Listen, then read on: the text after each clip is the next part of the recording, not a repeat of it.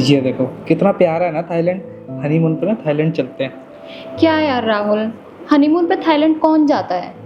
वो क्या है ना बेटा, मैं सोच रही थी कि मैं हरिद्वार चले जाऊं। मैंने सोच रखा था कि तुम दोनों की शादी हो जाएगी तब मैं हरिद्वार टेंशन फ्री होके जा सकती हूँ। और वो अब क्या है ना, अब तो बहू भी आ गई तो पीछे से मुझे कोई टेंशन नहीं होगी। घर की देख रेख भी अच्छे से कर लेगी बहू। अच्छा माँ, वैसे कब का प्लान बना रहे हो आप? वो मैं ये सोच रही हूँ कि इसी हफ्ते चले जाऊँ। अच्छा चलो, मैं आपको शाम तक बताता हूँ। ठीक है बेटा। राहुल, क्या है ये सब? और इनको भी अभी जाना था क्या, जब हमारा प्लान था जाने का? और वैसे भी इनको तो पता होना चाहिए कि हमारा हनीमून है, फिर भी सारा हनीमून खराब कर दिया इन्होंने। पता नहीं। और वैसे भी इनकी इतनी उम्र हो रही है, इनको घर में रहना चाहिए या बाहर घूमने के लिए जाना चाहिए?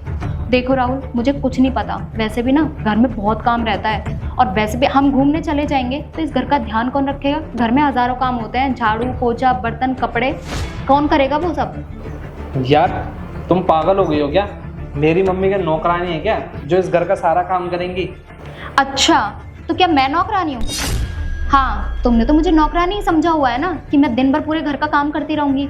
देखो राहुल, मुझे कुछ नहीं सुनना। तुम ना अभी के अभी जाकर अपनी माँ को मना करो, वरना मुझे नहीं जाना तुम्हारे साथ कहीं पर भी। और तुम्हें जाना है ना तो जाओ अपनी माँ के साथ।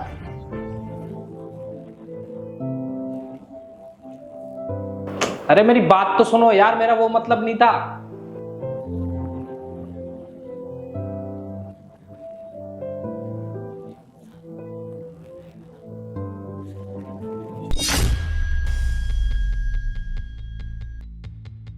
मम्मी, आप पोछा क्यों लगा रही हैं? और श्रेया कहाँ है?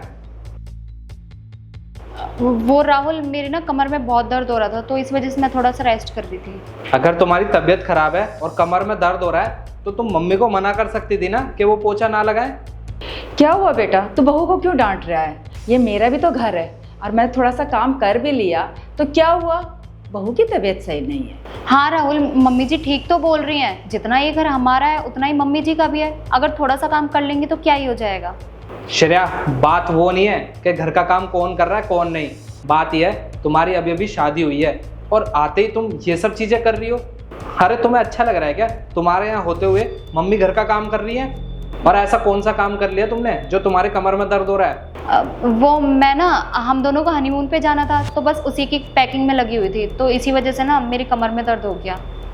अपनी ये बकवास ना बंद करो। और किससे पूछकर तुमने पैकिंग स्टार्ट करी है? मैंने तुम्हें बोला है ना कि मैं जो भी कुछ होगा सोच के बताऊंगा, तो तुम्हें समझ नहीं आता?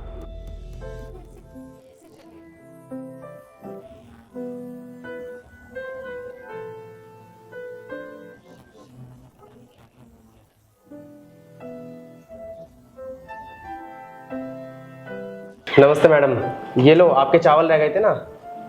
मैं ये कह रहा था कि वो पिछले महीने के भी पैसे रह गए ना आपके राशन के, तो वो हिसाब क्लियर कर देती तो अच्छा रहता।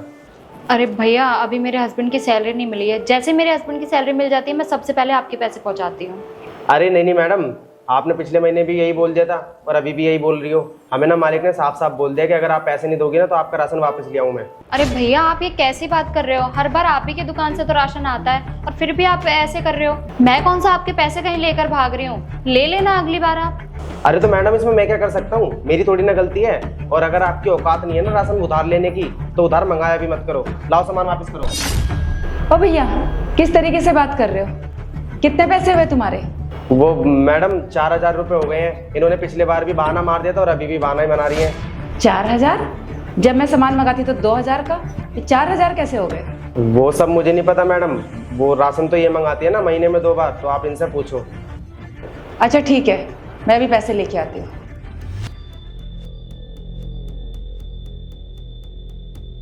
ये लो अपने पैसे। ये लो।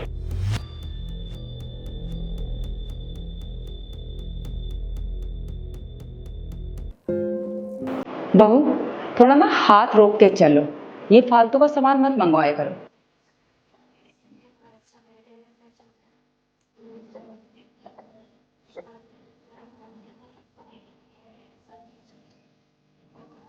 मम्मी जी, प्लीज़ मुझे माफ़ कर दीजिए, मुझसे बहुत बड़ी गलती हो गई।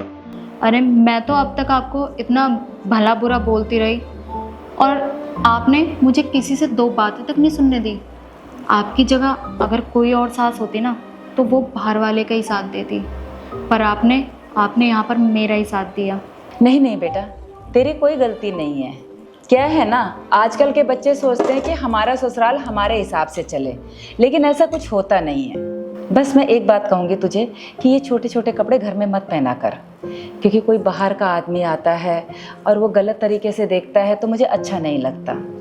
चल ये सब बातें छोड़, तुझे हनीमून पे जाना है ना, तुम्हारी अभी नई नई शादी हुई है तो तू अपनी तैयारी कर, फिर तुम्हारे आने के बाद मैं हरिद्वार चली जाऊँगी। नहीं मम्मी जी, आज के बाद मैं ऐसे कपड़े कभी नहीं पहनूंगी। एक बहू जैसे रहती है ना, मैं बिल्कुल उसी तरीके से रहूँगी। और रही बात हमारे हनीमून की, तो हम दोनों हनीमून पे तो फिर कभी चले जाएंगे, लेकिन अभी ना हम आपके साथ हरिद्वार ही चलेंगे।